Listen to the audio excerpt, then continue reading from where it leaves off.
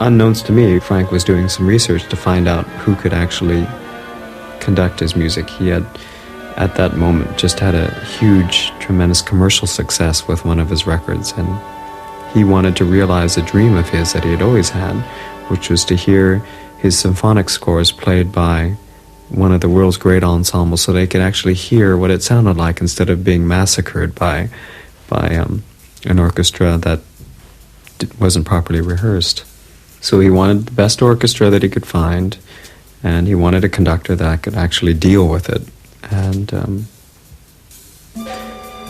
I had heard of his music because I was visiting Mr. Boulez in the Institute of Recherche, IRCAM, in the Georges Pompidou Center, and I saw on the bulletin board future commissions.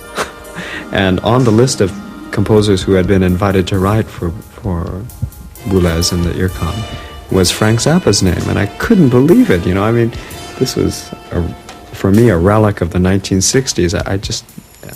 So I asked my friend who worked there, what's the story with this Frank Zappa commission? He explained to me that there was a project that Pierre Boulez was going to conduct a concert of all Frank Zappa pieces and record them.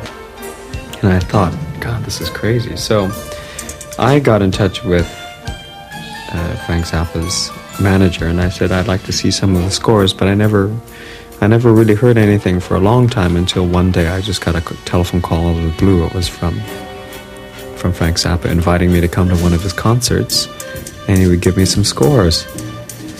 So I had never in my life been to a rock concert before,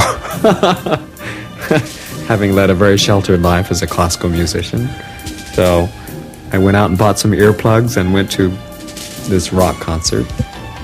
And it was everything that I had feared. It was smoky and sort of light shows all over the place, crowded with thousands of people dressed in very unusual clothing. During the intermission, this enormous bodyguard found me where I was, because I was sitting in the seat. He was so big, he looked like a sumo wrestler, and said, "Follow me." And of course, I didn't argue. I followed him, and he took me downstairs to the dressing rooms. And there I met Frank Zappa, who was taking his intermission break, and he showed me the scores that he had brought with him. He said, "Take a look at that, what do you think?" And I opened up the scores, and they were really, as I said, so complicated that I was a bit taken aback. I didn't know what to make of them. So I explained to him that I really didn't know what to make out of the scores. I had to take them home and study them a little bit before I could give him an answer. So he said, "Okay." He said, "Take the scores, go home, let me know what you think." So I studied the scores, and I had a great time because they were so complicated. They were challenging to figure out. And I found to my great surprise that in this stack of scores were some pieces that were really great, really exciting, wonderful pieces that not only were they just complex, but they were well-written compositions. A few weeks went by and I got a telephone call from Frank Zappa, again unannounced, out of the blue, saying, "Well, what do you think? Would you be interested in the scores?" And I said, "Well, yes, I'm really interested. In a couple of scores I'd like to perform them." And he said, "Well, how'd you like to come with me? I've hired the London Symphony Orchestra. How would you like to come with me to London and record these pieces, do a public concert in London and record them?"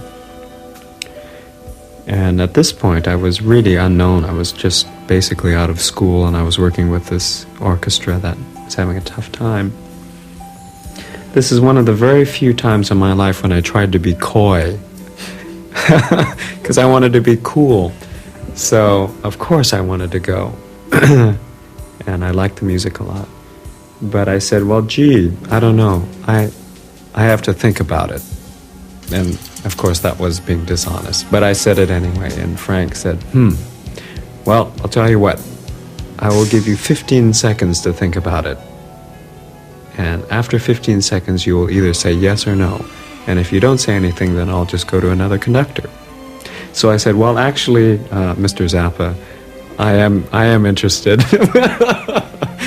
And that was the last time that actually I ever tried to be coy, because when you're dealing with people who are really serious, there's really no room to play games. I mean, people who are really concerned about making music just want to make good music.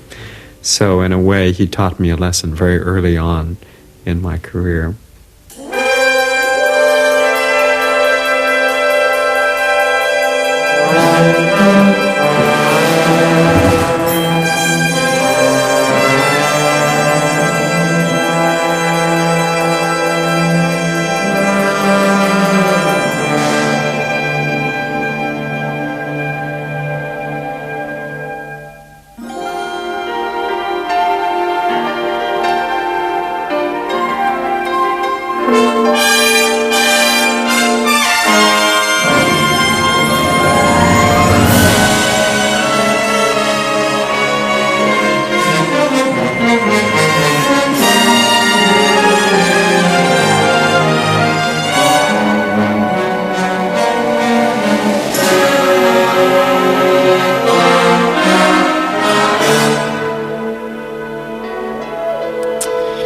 Bogus Pomp.